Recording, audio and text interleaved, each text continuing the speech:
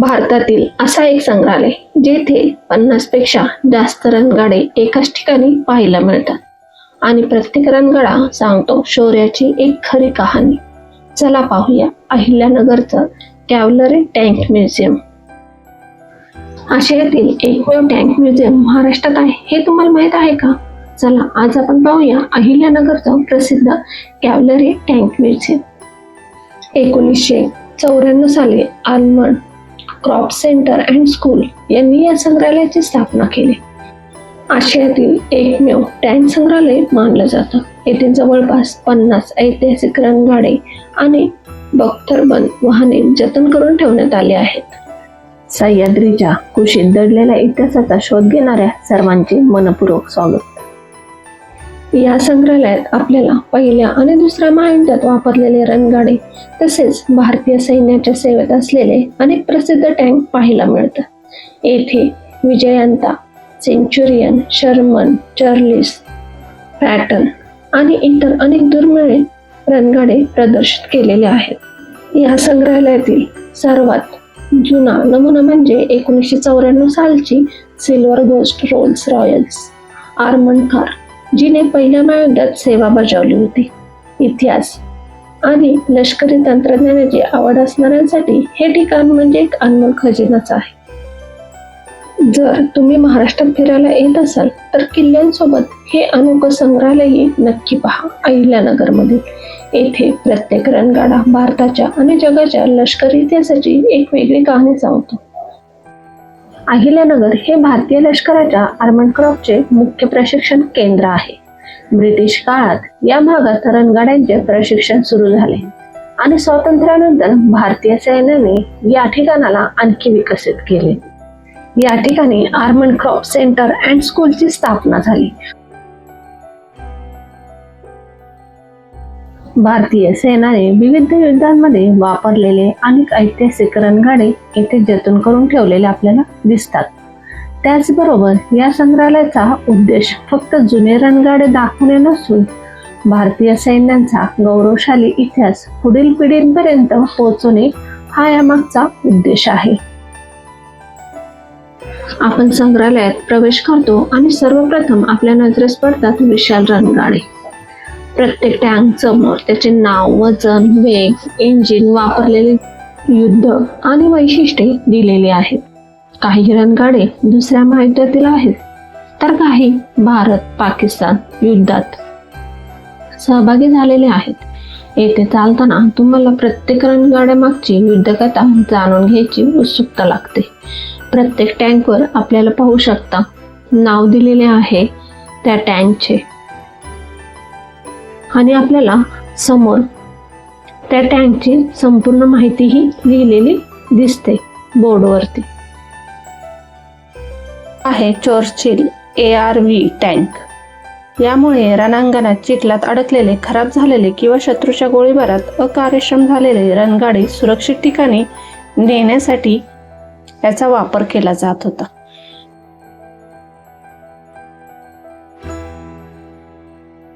इथल्या प्रमुख रणगाड्यापैकी Sherman tank आपल्याला जो दिसत आहे तो दुसऱ्या महायुद्धातील सर्वात प्रसिद्ध रणगाड्यापैकी एक आहे. भारतीय सेनानीने याचा वापर केलेला आहे. 1965 आणि 1971 च्या भारत पाकिस्तान युद्धात भारतीय रणगाड्यांची शौर्याची नवी गाथा लिहिली. आज या संग्रहालयात आपल्याला उभे असलेले अनेक रणगाडे त्या इतिहासाचे साक्षीदार आहेत. अहिल्यानगर शहरात हे संग्रहालय सहज पोहोचण्यासारखे आहे. पुण्यापासून साधारण 120 किलोमीटर अंतरावर असून रस्ते अतिशय चांगले आहेत. हे संग्रहालय फक्त लोखंडाचे रणगाडे दाखवत नाही, हे दाखवते भारतीय सैनिकांचे धैर्य, त्याग आणि मातृभूमीसाठी दिलेले अमूल्य योगदान. जर तुम्ही इतिहासप्रेमी असाल, देशभक्त असाल किंवा तुमच्या मुलांना भारताचा लष्करी इतिहास दाखवायचा असेल तर अहिल्यानगर टँक संग्रहालयात एकदा तरी भेट द्या. कारण इतिहास फक्त वाचायचा नसतो तर तो अनुभवही घ्यायचा असतो आणि हा अनुभव आपल्याला इथे मिळतो. 70 टन वजन, 120 मिमीची तोफ आणि रणांगणावर शत्रूला थरकाप उडवणारी ताकद, हा आहे भारताच्या अभिमानाचा स्वदेशी रणगाडा अर्जुन रणगाडा. भारताच्या संरक्षण क्षेत्रातील आत्मनिर्भरतेचे प्रतीक आहे. भारताने स्वतः विकसित केलेल्या अर्जुन रणगाड्यात अत्याधुनिक फायर कंट्रोल सिस्टीम, उत्कृष्ट संरक्षण आणि जबरदस्त मारक क्षमता आहे. अर्जुन रणगाड्याचे वजन सुमारे 68.5 टन आहे. अर्जुन हा केवळ रणगाडा नाही, तर भारताच्या स्वदेशी संरक्षण तंत्रज्ञानाचे प्रतीक आहे.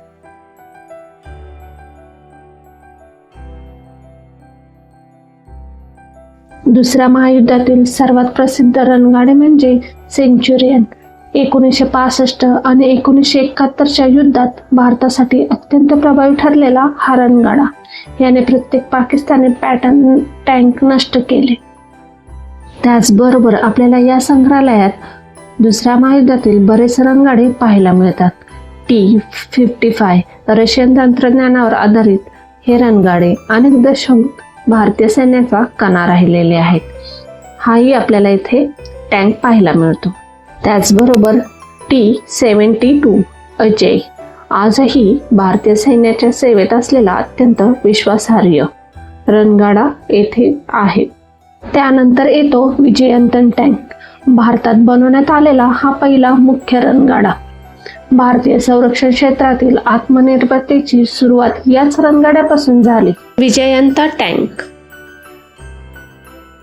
भारतातील हे संग्रहालय जेथे 50 पेक्षा जास्त रणगाडे आपल्याला एकाच ठिकाणी पाहायला मिळतात आणि प्रत्येक रणगाडा सांगतो शौर्याची एक खरी कहाणी.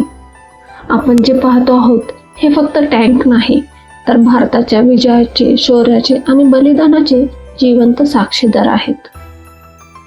दुसऱ्या महायुद्धापासून ते भारत-पाक युद्धापर्यंत लढलेले रणगाडे आपल्याला जवळून पाहायला मिळतात आणि तेही आपल्या महाराष्ट्रामध्ये.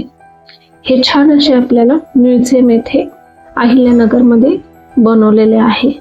लहान मुलांना सुट्टीच्या दिवशी हे रणगाडे दाखवायला नक्की घेऊन या.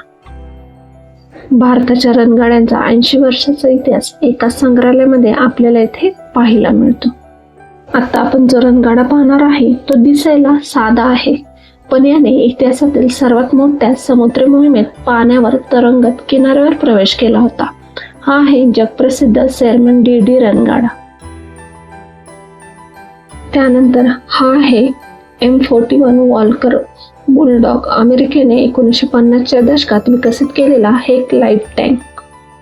आता जो आपण पाहत आहोत तो LVT A4. हे वाहन पाण्यात तरंगू शकत होते आणि जमिनीवरही धावू शकत होते. त्यामुळे समुद्र किनाऱ्यावर होणाऱ्या लष्करी मोहिमांमध्ये याची भूमिका खूप मोठी आहे. असे बरेच टँक आपल्याला या संग्रहालयात पाहायला मिळतात. अहिल्यानगरमधील टँक म्युझियममध्ये आपल्याला विविध देशांचे रणगाडे पाहायला मिळतात. स्वयंचलित तोफा, बख्तरबंद वाहने पाहायला मिळतात. युद्धातील छायाचित्रे आहेत. ऐतिहासिक माहिती फलके येथे आपल्याला दिसतात.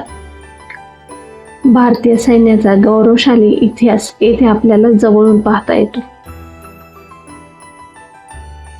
प्रत्येक रणगाड्याजवळ त्याचा इतिहास, देश, तांत्रिक माहिती आणि युद्धातील योगदानाची माहिती फलक येथे आपल्याला लिहिलेली दिसते. पहिले आणि दुसरे महायुद्ध तसेच 1965 ते 1971च्या भारत-पाक युद्धाची संबंधित दुर्मिळ प्रदर्शने येथे आहेत. त्या काळात जे वापरलेले टँक आहेत ते सर्व आपल्याला येथे पाहायला मिळतात. हा संग्रहालय लष्करी इतिहास, रणगाड्यांची उत्क्रांती आणि भारतीय सैन्याचा पराक्रम जवळून अनुभवण्यासाठी एक उत्कृष्ट ठिकाण आहे. टँक म्युझियमचा परिसरही खूप सुंदर असा बनवलेला आहे.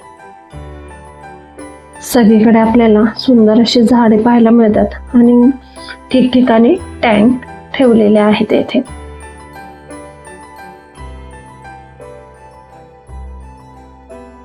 संग्रहालय हे खूप मोठ्या परिसरात उभारलेले आपल्याला पाहायला मिळते. येथे 50हून अधिक रणगाडे आणि बख्तरबंद वाहने आपल्याला प्रदर्शित केलेली दिसतात.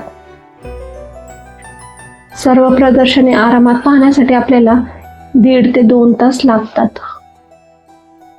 संग्रहालयातील परिसरही खूप स्वच्छ आणि सुंदर ठेवलेला आहे, पाहू शकता. जाण्याचा मार्ग एकदम क्लीन आहे. आता आपण चाललो आहोत PT-76 लाईट टँककडे. 1950च्या दशकात विकसित केलेला जगप्रसिद्ध उभयचर हलका रणगाडा आपल्याला समोर दिसत आहे. 1965 ते 1971च्या युद्धात या टँकचा उपयोग करण्यात आलेला होता.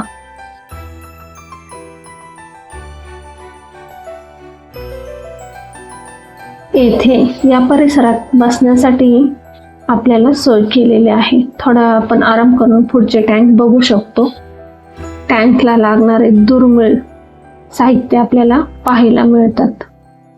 अशा दुर्मिळ वस्तू आपल्याला पाहायला मिळत नाहीत आणि आजकालच्या मुलांना असे टँक म्युझियम पाहायला मिळाले तर त्याची माहितीही त्यांना समजते. त्यामुळे अहिल्यानगरमधील हे टँक म्युझियम खूप सुंदर असे त्यांनी प्रदर्शित केलेले आहे. त्याचबरोबर आपल्याला येथे टायपिंग मशीन आणि जुना कॉम्प्युटरही येथे पाहायला मिळतो. पुढे आपण आलो तर आपल्याला येथे कॅनन बॉल्स पाहायला मिळतात. हे दिसायला साधे लोखंडी गोळे, पण एकेकाळी या कॅनन बॉल्सनी युद्धामध्ये एक महत्त्वाची भूमिका बजावली. म्हणजेच तोफेतून डागले जाणारे हे कॅनन्स बॉल्स पाहायला मिळतात. असे बरेच टँक आपल्याला युद्धामध्ये वापरले गेले आहेत ते येथे पाहायला मिळतात. जर तुम्ही महाराष्ट्र फिरायला येत असाल तर किल्ल्यांसोबत हे अनोखे संग्रहालय नक्की पहा. येथे प्रत्येक रणगाडा भारताच्या आणि जगाच्या लष्करी इतिहासाची एक वेगळी कहाणी सांगतो. या म्युझियममध्ये लष्करी इतिहास, रणगाड्यांची उत्क्रांती आणि भारतीय सैन्याचा पराक्रम जवळून अनुभवण्यासाठी एक उत्कृष्ट ठिकाण आहे. जर तुम्हाला हा व्हिडिओ आवडला असेल तर ट्रॅव्हल तडका या चॅनलला नक्की सबस्क्राईब करा आणि व्हिडिओला लाईक करा. जय हिंद, जय महाराष्ट्र. टँक म्युझियमच्या बाहेर छोट्या मुलांसाठी गार्डन बनवलेले आहे. त्याचबरोबर वेगवेगळ्या प्रकारचे येथे पक्षी आपल्याला पाहायला मिळतात. जर तुम्ही येथे टँक म्युझियम पाहायला येत असाल तर इथली एंट्रन्स फी आहे 50 रुपीज प्रत्येकी.